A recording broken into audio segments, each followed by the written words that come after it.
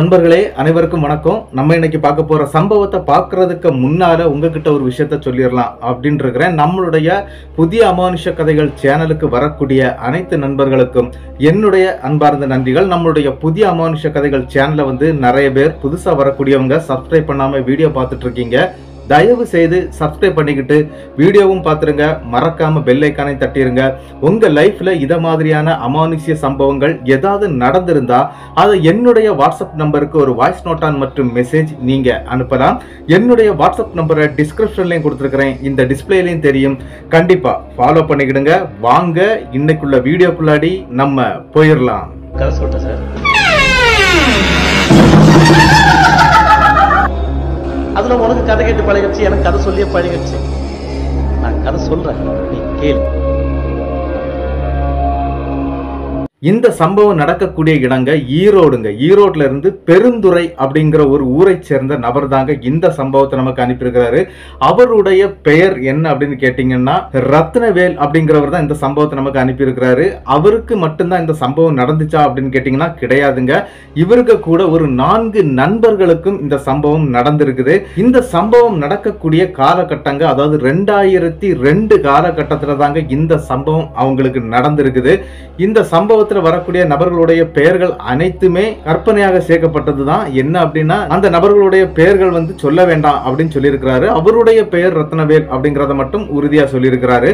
வாங்க நம்ம இந்த சம்பவம் என்ன அப்படிங்கறத தெளிவா பார்த்துடலாம். 2002 காலகட்டத்தில் நம்மளுடைய ரத்னவேலுக்கு 4 நண்பர்கள் இருந்திருக்கிறாங்க. 4 நண்பர்களுடைய பெயர் என்ன அப்படின்னு பார்த்துடலாம். ஒருத்தருடைய பெயர் சேகருங்க, இன்னொருத்தருடைய பெயர் சிவபாலன். இவங்க 2 பேருமே பழைய இரும்பு வியாபாரம் பார்த்துட்டு இருக்காங்க. அதாவது இந்த ஆக்கர் கடைன்னு சொல்லுவாங்க இல்லையா, அந்த மாதிரி ஒரு கடையை வச்சு நடத்திட்டு இருக்காங்க. இவங்க 2 பேருமே நம்மளுடைய ரத்னவேலுக்கு ரொம்ப நெருங்கிய நண்பர்கள். அது மட்டும் இல்ல, ரத்னவேல் என்ன பண்ணிட்டு இருக்கிறாரு அப்படின்னு பாத்தீங்கன்னா ஆட்டோ ஓட்டிட்டு இருக்கிறாரு. அதாவது லோட் ஆட்டோ இருக்குது இல்லையா, அந்த ஆட்டோ தான் அவர் ஓட்டிட்டு இருக்கிறாரு. அதனால இவங்க 3 பேருமே இந்த மாதிரியான பழைய இரும்பு சாதனங்கள் எடுத்துக்கிட்டு அவங்க கடையிலே போட்டு வியாபாரம் பார்த்துருவாங்க. அதாவது கொஞ்சம் கொஞ்சமா கலெக்ட் பண்ணிட்டு வருவாங்க. ஒவ்வொரு ஊருக்காட்டு போய் அப்படி கலெக்ட் பண்ணிட்டு இவங்களுடைய கடையில மொத்தமா வச்சு அதை மொத்தமா வியாபாரம் பார்க்கக்கூடிய வேலையை தான் இவங்க 3 பேருமே பண்ணிட்டு இருக்காங்க. அது போக நம்மளுடைய ரத்னவேலுக்கு இன்னியும் 2 நண்பர்கள் இருக்கிறாங்க. அது நண்பர் ஒருத்தர் தான், இன்னொருத்தர் அவருடைய தம்பிங்க. என்ன அப்படின்னு பாத்தீங்கன்னா அவருடைய பேர் சக்திநாதன் அப்படிங்கிற ஒரு நபர். அவருடைய தம்பி அதாவது குருநாதன் அப்படின்ட்டு 2 பேர் இருந்துட்டு இருக்காங்க. இவங்க 2 பேரை பத்தி மற்ற 2 நண்பர்களுக்கு தெரியாதுங்க. யாருக்கு அப்படின்னா நம்மளுடைய மற்றும் சிவபாலனுக்கு தெரியாது. இந்த 2 நண்பரையும் நம்மளுடைய ரத்னவேலுக்கு மட்டும்தான் தெரியும். அதே மாதிரி அவங்க 2 பேருக்குள்ளாடி எந்த பழக்கமும் கிடையாதுங்க. ஆனா இவங்க லைஃப்ல ஒரு அமானுஷ்ய புயல் வீசின ஒரு சம்பவம் இவங்களுக்கு நடக்குதுங்க. என்ன அப்படின்னா ரத்னவேல் பாண்டியன் அடிக்கடி அவங்க ஊரை தாண்டி கிட்டத்தட்ட ஒரு 8 கிலோமீட்டர் தூரத்துல இருக்கக்கூடிய ஒரு ஊருக்கு போயிட்டு வர்றது வழக்கங்க. அடிக்கடி இவங்க போறது வழக்கம். அதாவது இவங்க 3 பேருமே சேர்ந்து போறதும் வழக்கம். ஆனா சிங்களாட்டும் நம்மளுடைய ரத்னவேல் போயிட்டு வருவாரு. அப்படி போயிட்டு வரும்போது அந்த இடத்துல ஒதுக்குப்புறமான ஒரு ஏரியா இருக்குங்க. கொஞ்சம் காடு மாதிரி இருக்குங்க. அந்த இடத்துக்குள்ளாடி ஒரு பாழடைஞ்ச ஒரு பழைய வீடு ஒண்ணு இருக்குங்க. அந்த வீடை இவர் அடிக்கடி பார்த்துட்டு வருவாரு. எதனால அப்படி பார்த்துட்டு வர்றாரு அப்படின்னாக்கி அது ரொம்ப காலமாட்டு பூட்டி இருக்கிறது மாதிரி இவருக்கு தெரியும். அது மட்டும் இல்ல, இன்னொரு விஷயம் என்ன அப்படின்னு பாத்தீங்கன்னா அந்த வீட்டுல நிறைய இரும்பு ஜாமானங்கள் நிறைய இருக்கிறத பார்த்திருக்காங்க. என்ன அப்படின்னா ஃப்ரண்ட்ல போட்டிருக்கக்கூடிய ஒரு 5 அடி கேட்டுங்க, அது மொத்தமா திருப்பிடிச்சு இருக்கும். அது மட்டும் இல்ல, அந்த வீட்டுடைய ஃப்ரண்ட் சைடா பார்க்கும்போது இரும்பு கம்பியால் ஆன அலிகள் செய்யப்பட்டிருக்குங்க. அதாவது இந்த அழியா இருக்கும் இல்லையா, அந்த மாதிரி அலிகள் செய்யப்பட்டிருக்கும். இந்த அலிகள் எல்லாம் பார்ப்பாரு. சரி, ஒரு நாள் நைட்டு இங்க வந்துட்டோம் அப்படின்னா கிட்டத்தட்ட மறுநாள் ஒரு 10,000 ரூபாய் பார்த்துடலாம் அப்படிங்கிற மாதிரி ரத்னவேலு நினைச்சுக்கிட்டு அந்த ஏரியாவை கிராஸ் பண்றது வழக்கங்க. அதே மாதிரி நம்மளுடைய சேகர் மற்றும் சிவபாலன் இவங்க 2 பேருமே இந்த மாதிரி தொழில்கள் ரொம்ப ஈஸியா பண்ணக்கூடியவங்க. அதாவது நைட்டு நேரங்கள்ல போய் இந்த மாதிரி ஒதுக்குப்புறமா இருக்கக்கூடிய பழைய வீடுகள்ல இருக்கக்கூடிய இரும்பு பொருட்கள் இதை எல்லாத்தையுமே எடுத்துட்டு வந்துருவாங்க. இவங்களுக்கு தானே ஆக்கர் கடை இருக்குது இல்லையா, அதனால எந்த பிரச்சனையும் இல்லை. அதனால இந்த வேலையை பார்த்துட்டு இருக்காங்க. அப்படிதாங்க ஒரு நாள் நைட்டு பிளான் பண்றாரு. யார் அப்படின்னா நம்மளுடைய ரத்னவேல். ரத்னவேல் என்ன பண்றாரு அப்படின்னா நம்ம மற்ற 2 நண்பர்களையும் கூப்பிடுறாருங்க. அதாவது சேகர் மற்றும் சிவபாலன் 2 பேரையும் கூப்பிடுறாரு. டே, இந்த மாதிரி ஒரு இடத்துல இந்த மாதிரி ஒரு பழைய வீடு ஒண்ணு இருக்குடா, நம்ம போகலாம். அந்த ஏரியாவை சுத்தி வீடுகளே கிடையாது. அந்த மாதிரி ஒரு ஒதுக்குப்புறமான ஒரு ஏரியாக்குள்ள தான் இருக்குது. அது கொஞ்சம் காட்டுக்கு உள்ள இருக்குது. டக்குன்னு நம்ம வெளியே நின்று பார்த்தா அது எதுவுமே தெரியாது. அதாவது அந்த வீடு இருக்கிற ஒரு அமைப்பு கூட தெரியாதுங்க. ஆனா என்ன அப்படின்னா ஒரு ஸ்டெப் மேலே ஏறி பார்த்தோம்னா அந்த வீடு கண்டிப்பா தெரியும். அந்த மாதிரி தான் நான் ஒரு நாள் பார்த்தேன்டா, அந்த இடத்துல ஒரு வீடு இருக்குது, கண்டிப்பா நம்ம ஒரு நாள் நைட்டு போவோம் அப்படின்னு சொல்லிக்கிட்டு இவங்க ஒரு ஸ்கெட்ச் போடுறாங்க. அதுக்கான ஒரு நாளையும் தேர்ந்தெடுத்து அன்னைக்கு நைட்டுங்க கிட்டத்தட்ட ஒரு 11 மணி இருக்கும், இவங்க அந்த இடத்துக்கும் போய் சேர்ந்துடுறாங்க. அப்படி போகும்போதே அந்த இடத்துல ஒரு ஆட்கள் கூட இல்லைங்க, ஒரு ஈ காக்கா கூட இல்ல, அந்த மாதிரியான ஒரு இடங்க. ஆனா என்ன அப்படின்னு பாத்தீங்கன்னா லைட்டு கூட கிடையாது, இவங்க போகக்கூடிய அந்த வழியில வந்து லைட்டு கூட இல்ல. அந்த மாதிரியான இருட்டா இருக்கக்கூடிய அந்த இடத்துக்கும் போய் சேர்ந்துடுறாங்க. சேர்ந்த உடனே என்ன பண்றாங்க அப்படின்னா முதல்ல அந்த கேட்டை தாங்க புடுங்குறாங்க. அதாவது அந்த காம்பவுண்ட் இருக்குங்க, வெளி சைடு ரோட்டு சைடோட தான் அந்த காம்பவுண்ட் இருக்குது. அந்த காம்பவுண்ட்ல இருக்கக்கூடிய அந்த கேட்டையும் புடுங்கி ஆட்டோயில போடுறாங்க. இவங்க லோட் ஆட்டோ தானே ஓடிட்டு இருக்காங்க, அந்த ஆட்டோயில தாங்க போடுறாங்க. போட்டுக்கிட்டு சிவபாலன் மற்றும் சேகர் இவங்க 2 பேருமே உள்ள போறாங்க. அந்த இடத்துல நம்மளுடைய ரத்னவேலு என்ன பண்றாரு அப்படின்னா, நான் வெளியே நிக்கிறேன்டா, யாராவது வந்து அவங்களுக்கு சவுண்ட் கொடுக்குறேன் அப்படிங்கிற மாதிரி பேசிக்கிட்டாங்க. இந்த மொபைல்லாம் இல்லாத ஒரு காலகட்டங்க. இவரும் சரின்னு சொல்லிக்கிட்டு இவங்க 2 பேரும் என்ன பண்றாங்க அப்படின்னா அந்த வீட்டுக்குள்ள போறாங்க. அப்படி போகும்போதே அந்த இடம் கொஞ்சம் காடு பிடிச்சு தாங்க போயிருக்குது, ரொம்ப கஷ்டப்பட்டு போறாங்க. இவங்க போகும்போதே பாம்புகள் ஓடுற மாதிரி எல்லாம் சத்தம் கேட்குது, இருந்தாலும் பயந்துகிட்டே உள்ள போறாங்க. கையில டார்ச் லைட் வச்சிருக்காங்க. உள்ள போன உடனே அதாவது அந்த வீட்டுடைய மின் பக்கத்துக்கு போயிடுறாங்க. அப்படி போகும்போது கிட்டத்தட்ட ஒரு 13 அடி நீளத்துக்கு இந்த கம்பியால் ஆன கிரில் வந்து அப்படியே வரிசையா இருக்குங்க. அது அவ்வளவுமே கம்பி தான்.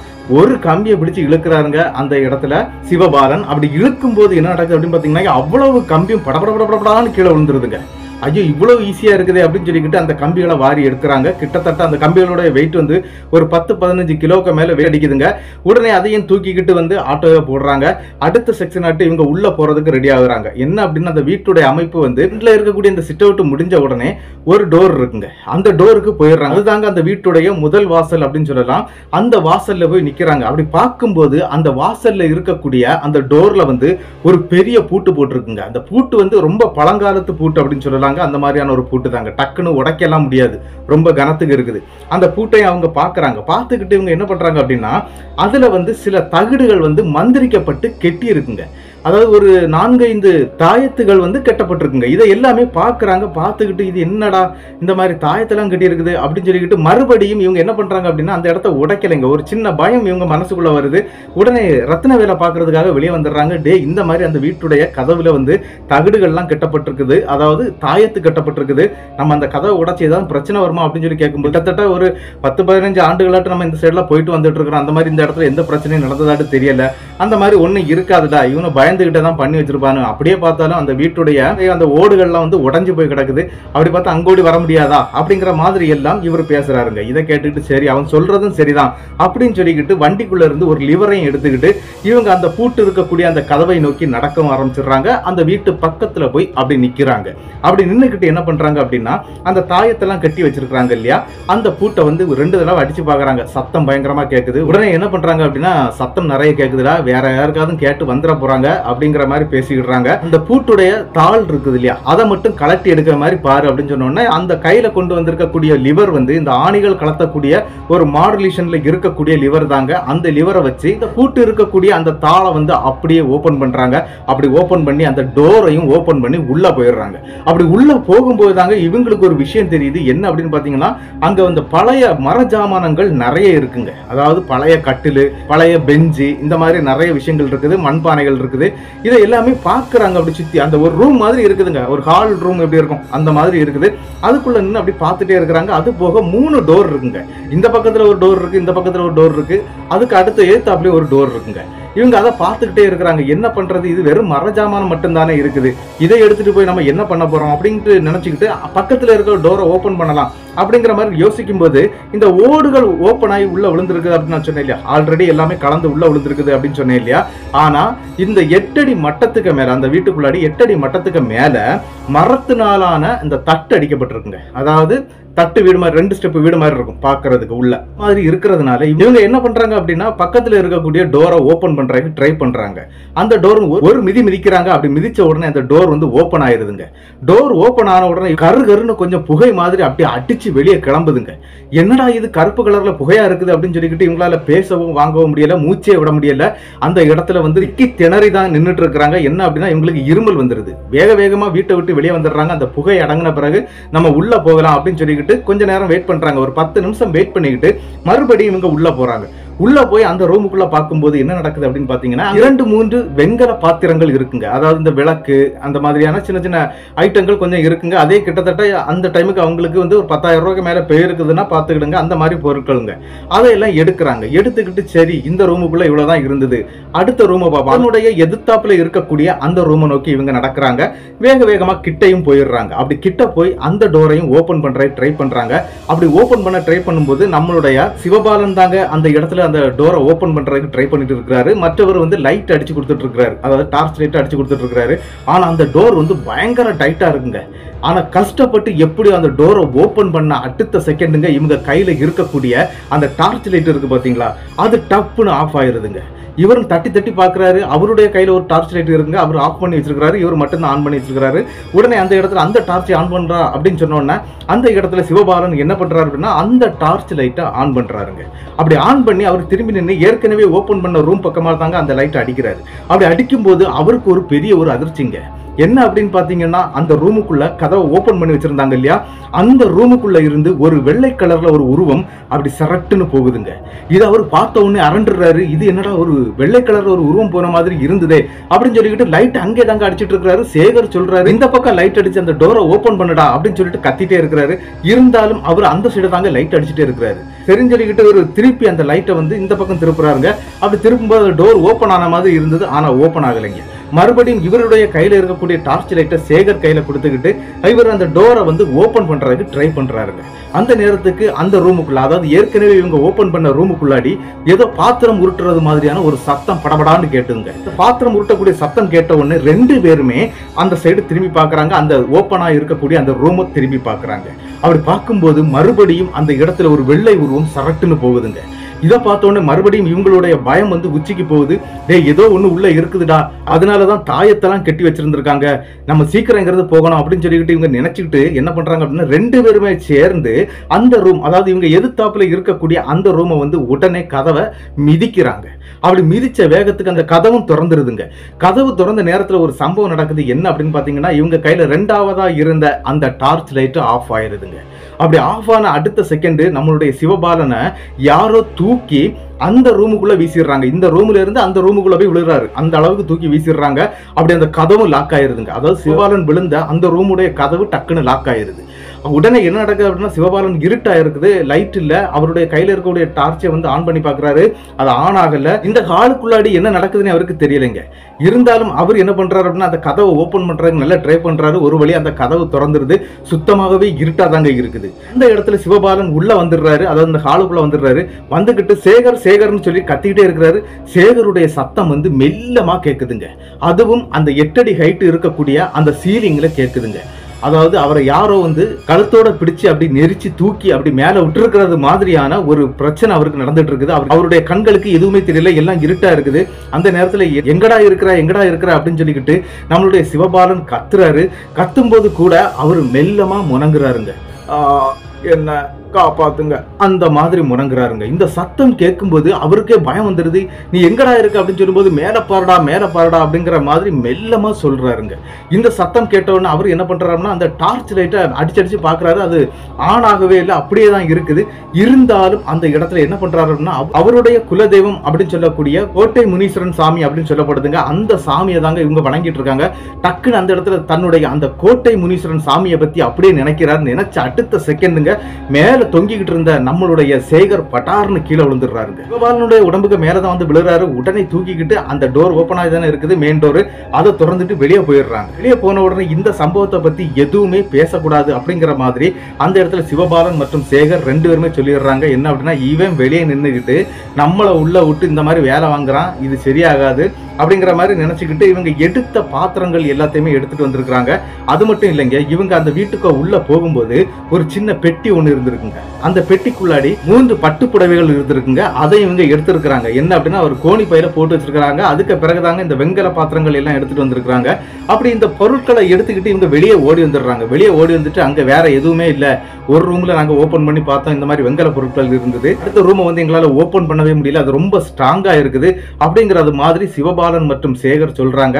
அதுக்கு பிறகு அந்த இடத்துல நம்மளுடைய ரத்னவேல் கேட்கிறாருங்க, ஒருவேளை பேக் வாசலை ஓபன் பண்ணி பாத்தீங்களா, கிச்சன் பக்கத்துல ஏதாவது இந்த மாதிரி பாத்திரங்கள் நிறைய இருக்கிறதுக்கு வாய்ப்பு இருக்குது, அங்க ஓபன் பண்ணீங்களா அப்படிங்கிற மாதிரி கேட்கிறாருங்க. அங்க என்னால ஓபன் பண்ணவே முடியல அப்படிங்கிற மாதிரி இவங்க ரெண்டு பேரும் சொல்லி சமாளிச்சிடுறாங்க. இங்க உள்ள நடந்த இந்த விஷயங்களை பத்தி எதுவுமே சொல்லலைங்க. ஏன்னா இவர் ரோட்ல நிக்கிறாரு, ரோட்ல வண்டியை விட்டு நிக்கிறாரு. இந்த வீட்டுக்கும் அந்த ரோட்டுக்கும் சொல்ல போனா ஒரு 50 மீட்டர் தூரம் இருக்குதுங்க, ஒரு 50 மீட்டர் தூரம் இருக்குது. உள்ள நடந்த சத்தங்கள் எதுவுமே இவருக்கு சரியா கேட்கவே இல்லை. அதனால இவர்கிட்ட எதையும் இவங்க சொல்லவும் இல்லைங்க. சரி வா, கிடைச்சது போதும், நாளைக்கு பார்த்துக்கலாம் அப்படின்னு சொல்லிக்கிட்டு அங்க இருந்து கிளம்பிடுறாங்க. இவங்க எடுத்துட்டு வந்த பொருள் என்ன அப்படின்னு பாத்தீங்கன்னா கொஞ்சம் போல இரும்பு சாதனம், அதுக்கு பிறகு இந்த கொஞ்சம் வெங்கல பாத்திரங்கள் இதெல்லாம் கிடைச்சிருக்குது. அதுக்கு பிறகு இந்த 3 பட்டு சாரிகள், இவ்வளவு பொருட்களையும் எடுத்துக்கிட்டு இவங்க வீட்டுக்கு வந்துடுறாங்க. வீட்டுக்கு வந்துட்டு மறுநாள் காலையில நம்ம கடைக்கு போகும்போது கொண்டு போட்டுடலாம் அப்படின்னு சொல்லிக்கிட்டு தாங்க பிளான் பண்ணிக்கிட்டு இவங்களும் போயிடுறாங்க. அதாவது இவருடைய சேகர் மற்றும் சிவபாலன் அங்க இருந்து கிளம்பிடுறாங்க, அவங்க வீட்டுக்கு போயிடுறாங்க. இவர் மட்டும் அவருடைய வீட்டுல இருக்கிறார். யார் அப்படின்னா நம்மளுடைய ரத்னவேல். ரத்னவேலுக்கு கல்யாணம் ஆகி அந்த டைம்ல ஒரு 10 மாதம் தாங்க இருக்கும். அது மட்டும் இல்ல, அவங்களுடைய மனைவி வந்து கர்ப்பமா இருக்கிறாங்க. அதனால ரத்னவேலுடைய மாமியார் வீட்டுல தான் அவங்க மனைவி நின்றுட்டு இருக்கிறாங்க. ரத்னவேலுக்கு ஒரு தம்பி இருக்கிறாரு, அவங்க வீட்டுல தான் ரத்னவேலுடைய அப்பாவும் அம்மாவும் இருந்துட்டு இருக்கிறாங்க. இவர் தனியா தாங்க இருந்துட்டு இருக்கிறாரு. இவருடைய வீட்லயும் போய் இவர் அன்னைக்கு நைட் என்ன பண்றாரு, அன்னைக்கு தூங்க ஆரம்பிச்சிடுறாரு. அன்னைக்கு எந்த பிரச்சனையும் இல்லை. மறுநாள் காலையில விடியுதுங்க. விடிஞ்ச நேரத்துக்கு என்னுடைய சேகர் மற்றும் சிவபாலன் 2 பேரும் வந்துடுறாங்க. சரி வண்டியை நம்ம கடைக்கு எடுத்துட்டு போயிடலாம் அப்படின்னு சொல்லி பிளான் பண்ணி வர்றாங்க. அப்படி வந்து இவங்க என்ன பண்றாங்க அப்படின்னா, ஒரு கோணி பைக்குள்ளாடி இந்த 3 பட்டு சாரிகள் போட்டு வச்சிருந்தாங்க இல்லையா, அந்த பட்டு சாரியை பாக்குறாங்க. அந்த நேரத்துக்கு வந்து அந்த பட்டு சேலையை இந்த மாதிரி பாக்குறதுக்காக தேடுறாங்க. அப்படி தேடும்போது என்ன நடக்குது அப்படின்னு பாத்தீங்கன்னா, அந்த 3 பட்டு சேலைகளும் அங்க இல்லைங்க. எங்கடா போச்சு இந்த பட்டு சேலை அப்படின்னு சொல்லிக்கிட்டு ரத்னவேலுக்கிட்ட இவர் 2 பேருமே சத்தம் போடுறாங்க. இல்லடா, இங்க வச்ச இடத்துல தான் அப்படி இருந்தது, நான் எதுவுமே எடுக்கல, அப்படியே தான் வண்டியில தான் இருக்குது பாரு, நம்ம கெட்டுன கவர் கூட பிரிக்கல, அது அப்படியே தான் இருக்குது பாரு அப்படின்னு சொல்லும்போது உண்மையிலே அவர் சொன்னது உண்மைதாங்க. அந்த கெட்டுன கவர் கூட பிரிக்கலைங்க, அது அப்படியே தான் இருக்குது. சரி, அந்த பட்டு சேலை ஒருவேளை மிஸ் ஆயிருக்கும் போல இருக்குது அப்படின்னு சொல்லிக்கிட்டு இவங்க அதை அப்படியே விட்டுறாங்க. அதுக்கு பிறகு என்ன நடக்குது அப்படின்னு பாத்தீங்கன்னா, இந்த பொருள் எல்லாம் எடுத்துட்டு போய் ஆக்கர் கடையிலையும் போட்டுடுறாங்க. அதாவது அவங்களுடைய சொந்த கடை தாங்க. அந்த கடையில வந்து இதை வியாபாரம் பார்த்துடுறாங்க. அது கிட்டத்தட்ட இவங்களுக்கு ஒரு 15,000 ரூபாய் அந்த டைம்ல கிடைச்சிருக்குது. அதை வந்து ஆளுக்கு 5,000 வச்சு வீதிச்சு எடுத்துடுறாங்க. கிட்டத்தட்ட 1 மாத காலங்கள் ஓடி இருந்துங்க. எந்த பிரச்சனையும் இல்லை, இவங்களுக்கு எந்த பிரச்சனையும் வரவும் இல்லை அப்படிங்கறதுதான் உண்மை. ஆனா என்ன நடக்குது அப்படின்னு பாத்தீங்கன்னா, ரத்னவேலுக்கு இவங்க 2 பேருக்கு மேலேயும் ஒரு டவுட் இருந்துட்டே இருக்குங்க. யாருக்கு மேல அப்படின்னா, நம்மளுடைய சேகர் மற்றும் சிவபாலனுக்கு மேல ஒரு டவுட் இருந்துட்டே இருக்குது. ஒருவேளை இவங்க தானே உள்ள போனானுங்க, வேற ஏதாவது நிறைய பொருட்கள் இருந்திருக்கும், அதை நமக்கு தெரியாம போய் எடுக்கலாம்னு சொல்லி ஏதாவது பிளான் பண்ணிருப்பானுங்க போல இருக்குது. அப்படி நினைச்ச ரத்னவேல் என்ன பண்றாரு அப்படின்னா, புதுசா அவருக்கு ஒரு 2 நண்பர்கள் இருக்கிறாங்க அப்படின்னு நான் சொன்னேன் இல்லையா, சக்திநாதன் மற்றும் அவருடைய தம்பி குருநாதன். இவங்க 2 பேரையும் போய் பாக்குறாருங்க. அது மட்டும் இல்ல, அந்த வீட்டுக்குள்ள கொஞ்சம் சாதனம் இருக்குது, அதை எடுக்கணும், நைட்டு தான் போகணும் அப்படிங்கிற மாதிரி அந்த நபர்கள்ட்ட பேசும்போது அந்த நபர்களும் அதுக்கு ஒத்துக்கிடுறாங்க. சரி, நம்ம நைட்டே போய் எடுத்துடலாம் அப்படின்னு சொல்லிக்கிட்டு இந்த 2 நபர்களையும் கூப்பிட்டுக்கிட்டு ரத்னவேல் அதே இடத்துக்கு ஒரு 4-5 நாளுக்கு பிறகுதாங்க போறாரு. அப்படி போய் அந்த வீட்டுக்குள்ளேயும் போறாருங்க. அதாவது அந்த டைம்ல கூட ரத்னவேல் அந்த வீட்டுக்கு உள்ள போகலைங்க, அந்த ஆட்டோ கிட்ட நின்னுறாரு. அந்த வீடு தான் எல்லாம் ஓப்பன் ஆகி தான் இருக்குது, நீங்க போய் எடுத்துட்டு வாங்க அப்படின்னு சொல்லி அனுப்பி விடுறாருங்க. போன அந்த நபர்கள் வந்து அங்க இருக்கக்கூடிய அந்த கதவு எல்லாமே திறந்து பாக்குறாங்க. அங்க ஒரு பொருளுமே இல்லைங்க. அதாவது என்ன அப்படின்னா, அந்த கிச்சன் பக்கம்லாம் ஓப்பன் ஆகி இருக்குது. சேகர் மற்றும் சிவபாலன் இவங்க 2 பேரும் போய் ஓபன் பண்ணது இந்த ஒரு ரூம் மட்டும்தான். அதுக்கு மேல அவங்களால ஓபன் பண்ண முடியல, அதுதான் உண்மை. ஆனா அங்க எதுவுமே இல்ல அப்படின்னு சொல்லி போய் சொல்லிட்டாங்க. ஆனா டோர் திறக்கல அப்படிங்கறதையும் சொல்லி இருக்கிறாங்க இல்லையா, அதனால தாங்க இந்த ரத்னவேல் வந்து இந்த வேலையை பாக்குறாரு. இருந்தாலும் என்ன அப்படின்னா, அந்த இடத்துக்கு போன அந்த 2 நபர்கள், அதாவது சக்திநாதன் மற்றும் குருநாதன், இவங்க 2 பேருமே என்ன பண்றாங்க அப்படின்னா, டோரை ஓபன் பண்றாங்க. அதாவது அந்த பின்னால இருக்கக்கூடிய அந்த கிச்சனுடைய டோரையும் ஓபன் பண்ணி பாக்குறாங்க. அங்க எதுவுமே இல்லைங்க. அந்த கிச்சன்ல ஒரு பொடி சாதனம் இல்லை அப்படின்னு தான் சொல்லணும். அவ்வளவுமே வளையாம பிடிச்சி போய் இருக்குது. அடுத்தது இந்த பக்கத்துல ஒரு டோரை வந்து இவங்க ஓபன் பண்ண ட்ரை பண்ணிட்டு அதுல பயங்கரமா அடி வாங்கினாங்க இல்லையா, அந்த டோரையும் ஓபன் பண்ணிடுறாங்க. அந்த டோரை ஓபன் பண்ணி பார்க்கும்போது அவங்களுக்கு ஒரு பெரிய விஷயம் என்னன்னா, அது ஒரு கக்கூசுங்க. அதாவது ஒரு பாத்ரூம் தான் அங்க இருந்திருக்குது. அதாவது பழைய காலத்து பாத்ரூம், அது வீட்டோட அப்படி சேர்த்து வச்சிருந்திருக்காங்க. அந்த பாத்ரூம் தாங்க அங்க இருந்திருக்குது. இவங்களுக்கு ஒண்ணுமே புரியல, இங்க எதுவுமே இல்லையா அப்படின்னு சொல்லிக்கிட்டு பார்க்கும்போது அங்க ஒரு பெட்டி இருக்குங்க. அதாவது ஏற்கனவே இவங்க அந்த எடுத்துட்டு வந்தாங்க இல்லையா, ஒரு 3 பட்டு சாரிகள் எடுத்துட்டு வந்தாங்க இல்லையா, அந்த பட்டு சாரி இருந்த அந்த பெட்டி இருக்குங்க. அதை ஓபன் பண்ணும்போது ஒரு 3 பட்டுகள் இருக்குங்க. அதாவது இவங்க எந்த பட்டை எடுத்துட்டு போனாங்களோ அதே பட்டு சாரி அங்க இருக்குங்க. அதையும் எடுக்கிறாங்க. எடுத்துக்கிட்டு நேர வெளியே வந்துடுறாங்க. வெளியே வந்து அங்க ஒண்ணுமே இல்லை, எல்லாம் இத்து போன சாமானமா இருக்குது. பித்தளை பாத்திரமோ எறும்பு பாத்திரமோ நீங்க சொன்ன மாதிரி எதுவுமே கிடையாது. இந்த 3 பட்டு சாரியும் இருந்தது அப்படின்னு சொல்லி எடுத்துக்கொண்டு நம்மளுடைய ரத்னவேலுடைய கையில கொண்டு கொடுத்துடுறாங்க. கொடுத்துக்கிட்டு போலாம் அப்படின்னு சொல்லிட்டு இவங்க கிளம்புறதுக்கு ரெடி ஆகுறாங்க. அந்த நேரத்துக்கு ரத்னவேலுடைய கைகள்லாம் ஆடிடுது. என்ன அப்படின்னா, இந்த 3 பட்டு சாரிகளையும் அவர் எடுத்து ஆல்ரெடி கொண்டு கொடுத்தாங்க இல்லையா, நம்மளுடைய சேகர் மற்றும் சிவபாலன் இவங்க 2 பேரும் எடுத்து கொண்டு கொடுத்தாங்க. அப்படி எடுத்து கொடுத்த அந்த பட்டு சாரி தாங்க இப்ப அவருடைய கையில இருக்குது. அவர் அரண்டுறாரு, இது எப்படி அந்த பெட்டிக்குள்ள போச்சுது. அதாவது என்ன அப்படின்னா, ஒண்ணுல வெளியே இருந்திருக்கணும், அவங்க மிஸ் பண்ணிட்டு போயிருந்தாலும் அந்த வீட்டை விட்டு வெளியே தான் இருந்திருக்கணும், வீட்டுக்கு உள்ள போறதுக்கு எந்த வாய்ப்பும் கிடையாது. ஆனா இந்த பட்டு சாரி எப்படி உள்ள போச்சுது அப்படின்னு நினைச்சுக்கிட்டு, ஆனா அது தங்கப்பட்டு ஜரிகை அப்படிங்கறத தெரிஞ்சுக்கிட்டு இவர் என்ன பண்றாரு அப்படின்னா, இவருடைய ஆட்டோக்குள்ள உள்ளே வச்சுக்கிட்டு இவங்க 3 பேரும் அங்க இருந்து கிளம்பிடுறாங்க. சரின்னு சொல்லிக்கிட்டு இந்த 2 நண்பர்களையும் கொண்டு அவங்க வீட்டுல விட்டுக்கிட்டு இவர் இந்த பட்டு சாரியை மட்டும் எடுத்துக்கிட்டு அவருடைய வீட்டுக்கும் போயிடுறாரு. ஆல்ரெடி இவர் வீட்டுல தனியா தான் இருக்கிறாரு அப்படின்னு நான் சொன்னேன் இல்லையா, அதனால இவர் வீட்டுக்கும் போயிடுறாருங்க. வீட்டுக்கு போனவர் என்ன பண்றாரு அப்படின்னா, அவருடைய பெட்ரூம்ல இருக்கக்கூடிய பீரோல வந்து இந்த 3 பட்டு சாரிகளையும் அப்படியே மறைச்சு வைக்கிறாருங்க. வச்சுக்கிட்டு அன்னைக்குள்ள சாப்பாடை முடிச்சிடுறாரு. சாப்பிட்டுக்கிட்டு, அதாவது கடையில தான் வந்து சாப்பாடுலாம் வாங்கிட்டு வந்து சாப்பிட்டு இருக்கிறாரு. அப்படி சாப்பிட்டு முடிச்சுக்கிட்டு என்ன பண்றாருன்னா, அவருடைய ரூம்ல தூங்கவும் ஆரம்பிச்சிடுறாருங்க. கிட்டத்தட்ட நள்ளிரவுங்க, கிட்டத்தட்ட ஒரு 1:30-2 மணி இருக்கும். அந்த நேரத்துக்கு தாங்க இவருக்கு அடுத்த அமானுஷ்ய புயலே வீச ஆரம்பிக்குது. என்ன அப்படின்னு பாத்தீங்கன்னா, திடீர்னு இவருக்கு வீட்டுக்குள்ள ஏதோ ஒரு பெண் இருந்து, அதாவது பெண் மற்றும் ஆண் அப்படின்னு சொல்லலாம், அதாவது இந்த திருநங்கை இருக்கிறாங்க இல்லையா, அந்த மாதிரியான பெண் இருந்து அழுதுகிட்டு இருக்கக்கூடிய ஒரு சத்தம் கேட்டுக்கிட்டே இருக்குங்க. என்னடா இந்த மாதிரி நைட்டு நேரத்துல சத்தம் கேட்குது அப்படின்னு சொல்லி இவர் தூக்கத்துல இருந்தே முழிக்கிறாரு அந்த சத்தத்தை கேட்டுக்கிட்டு. அப்படி முழிச்சவர் என்ன பண்றாரு அப்படின்னா, டக்குனு லைட்டை போடலாம் அப்படின்னு சொல்லிட்டு அந்த கட்டில இருந்து இறங்குறாருங்க. அந்த அழுகை குரல் எங்க கேட்குது அப்படின்னா, அவரோட இருக்கக்கூடிய அந்த ரூமுக்கு உள்ளாடி தாங்க அந்த சத்தம் கேட்டுக்கிட்டே இருக்குது.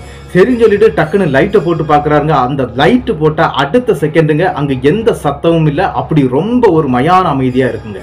ஒருவேளை நம்ம மனசுக்கு தான் அப்படி ஏதாவது தோணி இருக்கும் அப்படின்னு சொல்லிக்கிட்டு, வெளியில நாய்கள்லாம் கத்தக்கூடிய வழக்கம் இருக்குங்க, அது கூட அப்படி கேட்டிருக்கலாம் அப்படின்னு நினைச்சுக்கிட்டு நம்மளுடைய ரத்னவேலு என்ன பண்றாரு அப்படின்னா, தண்ணி குடிச்சிட்டு வந்து படுத்துடலாம் அப்படின்னு சொல்லிக்கிட்டு ரூம்ல இருந்து அப்படி இறங்கின உடனே எதிர்த்தாப்புல வந்து கிச்சனுங்க, அதாவது இவங்க இருக்கக்கூடிய ரூம்ல இருந்து எதிர்த்தாப்புல இருக்கக்கூடியது கிச்சனுங்க. கிச்சன்ல போய் இவர் தண்ணி எடுத்து குடிக்கிறாருங்க. ஒரு செம்பு நிறைய தண்ணி எடுத்து குடிக்கிறாரு. அப்ப இவர் அவருடைய ரூமை திறந்துட்டு வந்தார் இல்லையா, அந்த டோர் வந்து ஒரு முக்காவாசி திறந்து இருக்குது, அரைவாசி அப்படி லாக் ஆகக்கூடிய கண்டிஷன்ல இருக்குது. ஒரு சின்ன கேப் அப்படி தெரியுதுங்க. அந்த இதுல அப்படி தண்ணி குடிச்சுக்கிட்டே அந்த கேப்பை பார்த்துக்கிட்டே இருக்கிறாரு. அப்படி கேப்பை பார்த்துக்கிட்டே இருக்கும்போது ஒரு அதிபயங்கரமான ஒரு சம்பவம் நடக்குதுங்க. என்ன அப்படின்னா, ஒரு உருவம், அதாவது கருப்பு கலர்ல ஒரு உருவம் அப்படி சரட்டுன்னு அப்படி அந்த இடத்துல கிராஸ் ஆகுறத இவர் பாக்குறாருங்க. அப்படி அந்த உருவம் கிராஸ் ஆன உடனே இவர் டக்குன்னு அந்த தண்ணி குடிச்சிட்டு இருந்த செம்பு அப்படி கீழே எடுத்துக்கிட்டு அப்படியே பாக்குறாருங்க. ஏதோ ஒண்ணு கிராஸ் ஆன மாதிரி இருந்ததே, அது என்னது அப்படின்னு சொல்லிக்கிட்டே தான் பாக்குறாருங்க. அப்படி பார்க்கும்போது அதுக்கு பிறகு எதுவுமே நடக்கல. மறுபடியும் இவர் தண்ணி குடிக்க ஆரம்பிக்கிறாருங்க. அப்படி தண்ணி குடிக்கும் போது கூட இவருடைய கவனம் ஃபுல்லாவே அந்த ரூமை நோக்கி தாங்க இருக்குது, அந்த வாசலை நோக்கி இருக்குதுங்க.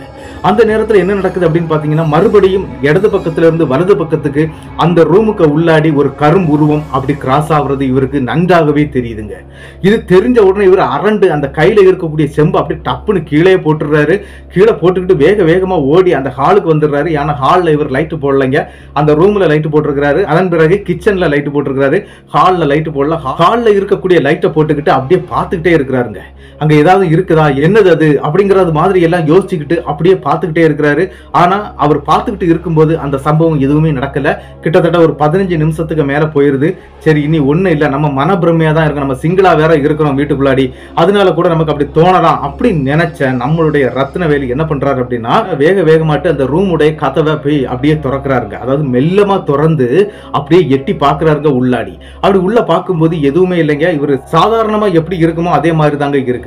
சரி, நம்ம மனப்பிரமையா தான் இருக்கும் அப்படின்னு சொல்லிக்கிட்டு இவர் என்ன பண்றாரு அப்படின்னா, லைட் ஆஃப் பண்ண வேண்டாம், நம்மளுடைய கிச்சன்ல இருக்கக்கூடிய லைட்டும் ஹால்ல இருக்கக்கூடிய லைட்டை ஆஃப் பண்ணிட்டு ரூம்ல இருக்கக்கூடிய லைட்டை ஆஃப் பண்ணவே வேண்டாம், நம்ம அப்படியே போய் கட்டில படுத்து தலைவலியா மூடிட்டு தூங்கிடலாம், நாளைக்கு காலையில எதுனாலும் பார்த்துக்கிடலாம் அப்படின்னு நினைக்கிறாருங்க ரத்னவேல். அதனால அதே மாதிரி பண்ணவும் செய்யறாரு. நேர போய் கட்டில போய் இவர் என்ன பண்றாரு அப்படின்னா, அந்த ரூம்ல உள்ள லைட் ஆஃப் பண்ணாம அந்த கட்டிலே அப்படியே தலைவலியா மூடிக்கிட்டு அப்படியே படுத்துருக்கிறாருங்க.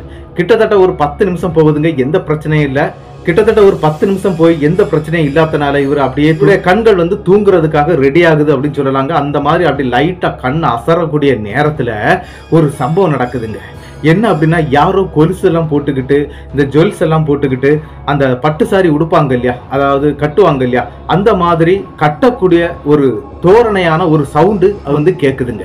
யாரோ ஒரு பெண் வந்து நின்று அந்த மாதிரி பட்டு சேலை கட்டுறது மாதிரியான ஒரு சம்பவம் அந்த இடத்துக்குள்ள ஒரு சத்தமாட்டே கேக்குதுங்க. இவரும் டக்குன்னு பெட்ஷீட்டை எடுத்துட்டு பாக்குறாரு. பார்க்கும்போது ரூம்ல உள்ள லைட் ஆஃப் ஆயிருக்குது. ஆனா என்ன அப்படின்னு பாத்தீங்கன்னா, இந்த பீரோ இருக்கக்கூடிய பக்கம் வந்து ஒரு கண்ணாடி ஜன்னல் இருக்குங்க. அதாவது வீட்டுடைய வெளி ஜன்னல் அப்படின்னு கூட சொல்லாங்க. அந்த பக்கத்துல, அதாவது இவருடைய வீட்டுக்கு அந்த பக்கத்துல வந்து ஒரு போஸ்ட் லைட் இருக்குதுங்க. அதாவது தெரு லைட்டுங்க. அந்த தெரு லைட் வெளிச்சத்துல கண்ணாடி விளையாட்டு சம்பவத்தை இவர் பாக்குறாருங்க. என்ன அப்படின்னு பாத்தீங்கன்னா, அந்த பீரோ கிட்ட கிட்டத்தட்ட ஒரு 6 அடி ஹைட்ல ஒரு பெண் நின்று இந்த மாதிரி சேலை கட்டிட்டே இருக்கிறாங்க. இந்த சேலை கட்டுறதை பார்க்கும்போது இவருக்கு அதிர்ந்துருது. என்ன அப்படின்னா, தன்னுடைய மனைவி வீட்டுல இல்ல, யாருமே இல்ல, இவர் மட்டும்தான் இருக்கிறாரு. அப்புறம் யாரா இருக்கும் இது அப்படின்னு சொல்லிட்டு டப்புன்னு அந்த கட்டில இருந்து எந்திரிச்சு உட்கார்றாருங்க. அந்த இடத்துல ரத்னவேலு ஒரு விஷயம் பண்றாரு. என்ன அப்படின்னா, அங்க நிக்கக்கூடியது யாரு யாரு அப்படின்னு சொல்லிக்கிட்டு கேட்க ஆரம்பிக்கிறாரு. அப்படி கேட்க என்ன நடக்குது அப்படின்னாகி, அந்த பெண்ணுடைய தலை இருக்குது இல்லையா, அது அப்படியே ரொட்டேட் ஆகி திரும்பி இருக்குங்க. அந்த உடல் அப்படியே நின்று இருக்குது, அந்த தலை மட்டும் அப்படியே திரும்பி இருக்குது.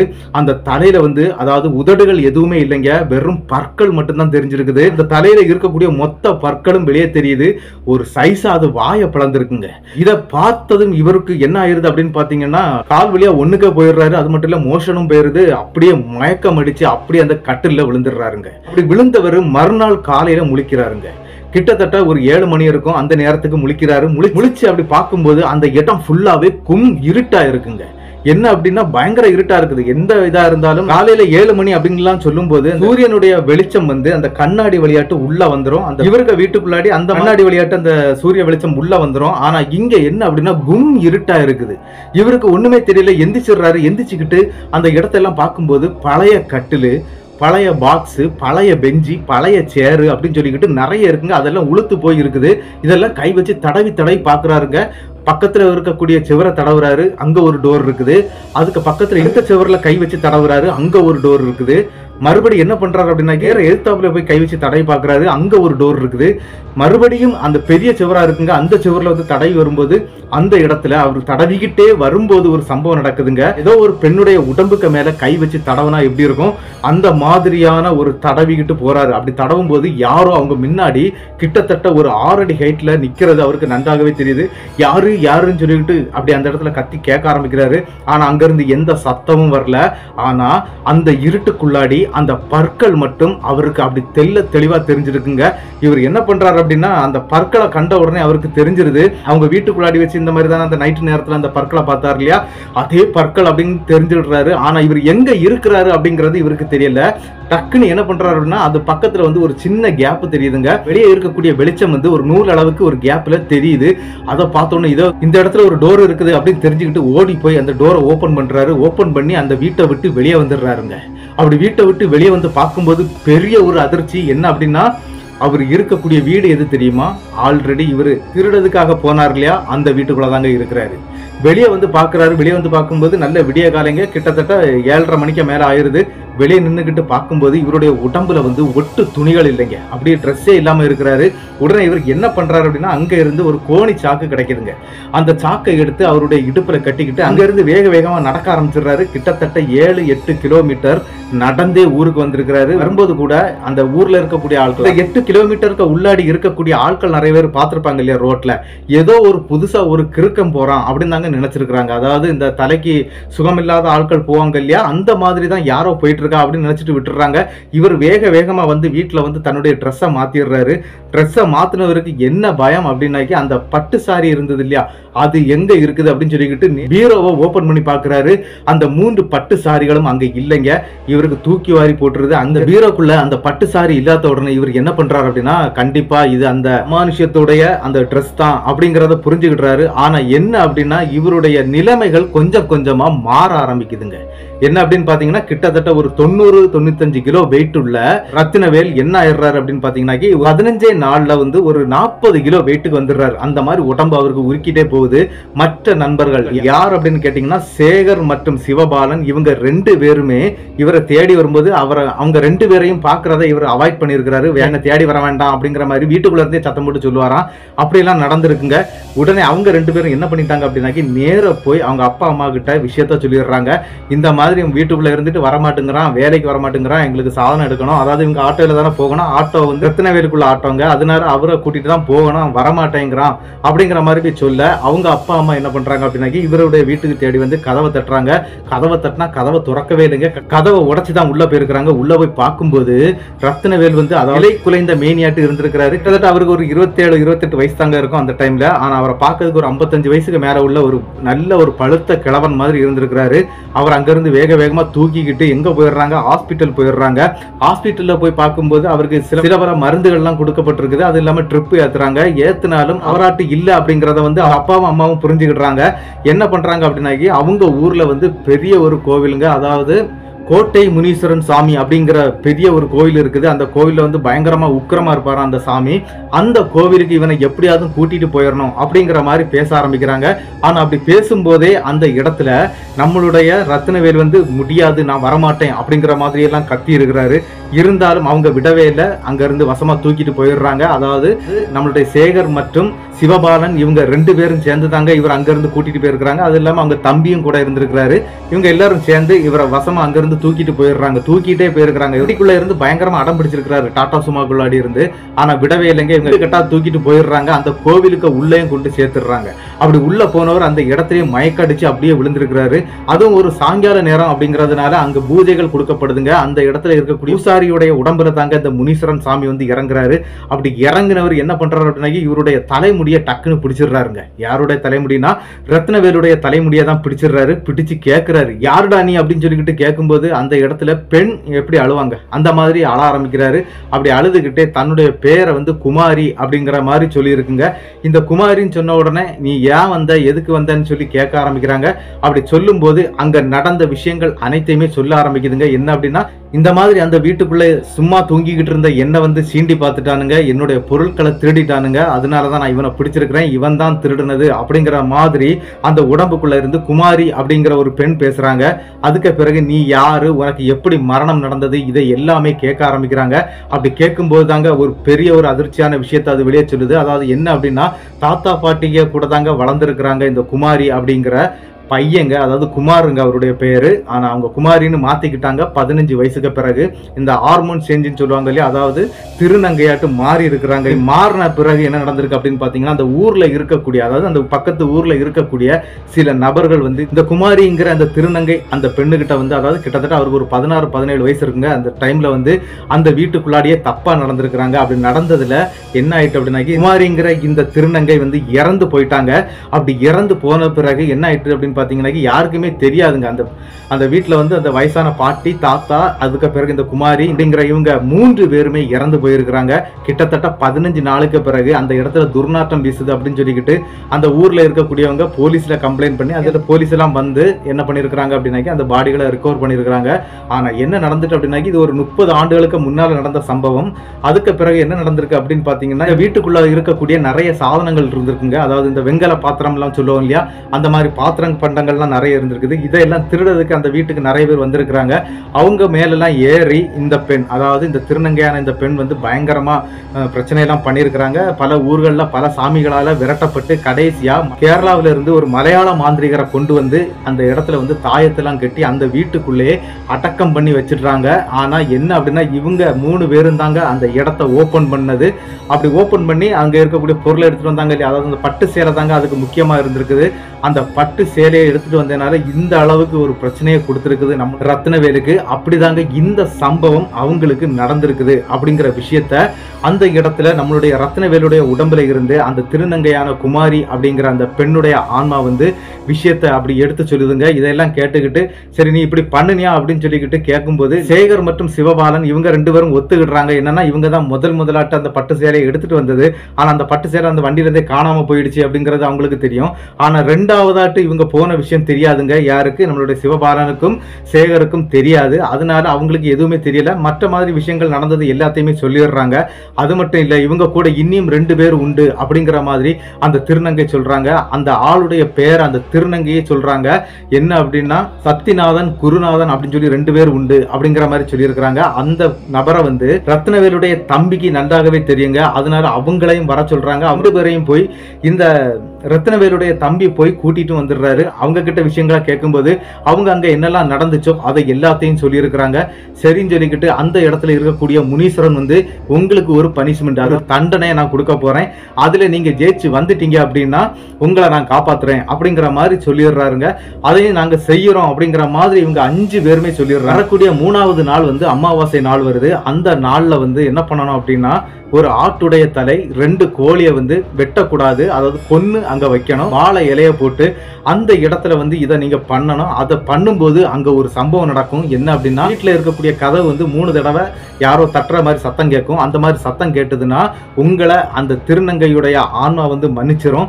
அப்படி இல்லை அப்படின்னா அது கண்டிப்பா உங்களை வந்து பின்தொடரும். அதுக்கு பிறகு உள்ளதை நான் பார்த்துக்கிடுறேன் அப்படிங்கிற மாதிரி முனீஸ்வரன் சொல்றாரு. அந்த நேரத்தில் என்ன நடக்குது அப்படின்னு பார்த்தீங்கன்னா ஆல்ரெடியாட்டு நம்மளுடைய ரத்னவேலுடைய உடம்புல இருந்து அந்த ஆன்மா போயிடுச்சுங்க. அதாவது அதை சொல்ல வேண்டிய விஷயங்களை சொல்லிட்டு அது போயிடுச்சு. அதுக்கு பிறகுதாங்க நம்மளுடைய முனீஸ்வரன் வந்து இந்த விஷயத்தை எடுத்து சொல்லியிருக்கிறாரு.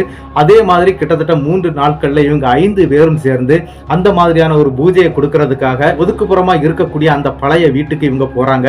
அப்படி அங்க போய் இந்த வாழை இலையை வெட்டி போட்டு அதுல ஆட்டுடைய தலையை வாங்கி வச்சிருக்கிறாங்க. அது மட்டும் இல்ல 2 கோழியை அந்த இடத்துல வச்சு கொன்னு, அதாவது வெட்டக்கூடாதுங்க, அப்படி கழுத்து திருகி கொல்லணும், கொன்னு அப்படி வச்சுக்கிட்டு அந்த இடத்துல மன்னிப்பு கேட்டிருக்கிறாங்க. அதே மாதிரி அந்த சாமி சொன்ன மாதிரியே அந்த வீட்டுக்குள்ள இருந்த அந்த கதவுங்க அது வந்து 3 தடவை படார் படார்னு அடிச்சிருக்குது. அடிச்ச உடனே அது நம்மள மன்னிச்சிருச்சுடா அப்படின்னு சொல்லிக்கிட்டு இவங்க 5 பேரும் அங்க இருந்து கிளம்பி நேர முனீஸ்வரன் கோயிலுக்கு வந்திருக்காங்க. அது வர்றதுக்கு முன்னாலே குளிச்சுட்டு தாங்க கோயிலுக்கு வந்திருக்காங்க. கிட்டத்தட்ட விடிய காலையில ஒரு 3-4 மணிக்கெல்லாம் அந்த கோயிலுக்கு வந்துடுறாங்க. அன்னைக்கு காலையிலே அந்த இடத்துக்கு அந்த பூசாரி வந்திருக்கிறாரு, அதாவது அந்த கோவில் பூசாரி. அவர் வந்து பார்த்துக்கிட்டு இருங்கப்பா நான் சொல்றேன் அப்படின்னு சொல்லிக்கிட்டு இவங்க அவ்வளவு வரை அங்க இருக்க வச்சிருக்கிறாரு. அதே மாதிரி என்ன நடந்திருக்கு அப்படின்னாக்க அந்த பூசாரி வந்து அந்த சாமி கிட்ட இருந்து கொஞ்சம் திருநூறு மட்டும் எடுத்து இவங்க நெத்தியில எல்லாம் போட்டு விட்டுக்கிட்டு ஆளுக்கு ஒரு கருப்பு கலர்ல கயிறை வந்து கையில கட்டி விட்டு இருக்காங்க. அதன் பிறகு என்ன அப்படின்னு பாத்தீங்கன்னா நம்மளுடைய ரத்னவேலும் சரி இந்த கூட இருக்கக்கூடிய நண்பர்களும் சரி அந்த ஏரியா பக்கம் போறதே நிறுத்திட்டாங்க. இதுல வந்து இப்போ என்ன அப்படின்னா இந்த 2019 அந்த காலகட்டத்தில், அதாவது இந்த குவாரண்டைன் நடந்தது இல்லையா, அந்த டைம்ல வந்து சிவபாலன் அப்படிங்கிற அந்த நபர் வந்து இறந்து போயிட்டாரு. சேகர் அப்படிங்கிறவர் வந்து வெளியூர்ல எங்கே இருக்கிறாராம், அதாவது கிட்டத்தட்ட ஒரு 4-5 ஆண்டுகள் தான் ஊருக்குள்ள இருந்திருக்கிறாரு. அதுக்கு பிறகு அவர் வெளியூர்ல எங்கேயோ போய் செட்டில் ஆயிட்டாரு, அதாவது கல்யாணம் எல்லாம் முடிச்சு அவர் செட்டில் ஆயிட்டாரு. ஆனா மற்ற 2 நபர்கள் வந்து வெளிநாட்டுல இருக்கிறாங்க. இந்த ஊருக்குள்ள இருந்துகிட்டு இருக்கிறது நாம் மட்டும்தான் அப்படிங்கிற மாதிரி தாங்க ரத்னவேல் இந்த சம்பவத்தை நம்மள்ட்ட சொல்லியிருக்கிறாரு. அது மட்டும் இல்லைங்க, அந்த ரூட்டு விளையாட்டு இப்போ போனாலும் தனக்கு அன்னைக்கு நடந்த அந்த சம்பவம் இப்பவும் ஞாபகம் வரும். நான் பயந்துகிட்டு தான் அந்த ரூட்டு வழியா போயிட்டு வருவேன் அப்படிங்கிறது மாதிரி இந்த சம்பவத்தை நமக்கு அனுப்பி தந்திருந்தார் ரத்னவேல். அவருக்கு என்னுடைய பெரிய நன்றிகளை நான் சொல்லிக்கிறேன். இந்த சம்பவம் எப்படி இருந்துச்சு அப்படிங்கறத வந்து மறக்காம கமெண்ட் பாக்ஸ்ல கமெண்ட் பண்ணிருங்க. உங்களுக்கு தெரியக்கூடிய அனைத்து நபர்களுக்கும் இந்த சம்பவத்தை அப்படியே ஷேர் பண்ணி விட்டுருங்க. இந்த வீடியோவுக்கு மறக்காம ஒரு லைக் கொடுத்துருங்க. மறக்காம சப்ஸ்கிரைப் பண்ணிக்கிட்டு பெல் ஐகானை தட்டிருங்க. அடுத்த வீடியோவில் சந்திக்கும் வரை உங்களிடமிருந்து விடைபெறுவது உங்கள் நாகர்கோவில் நாகராஜன். நன்றி நண்பர்களே.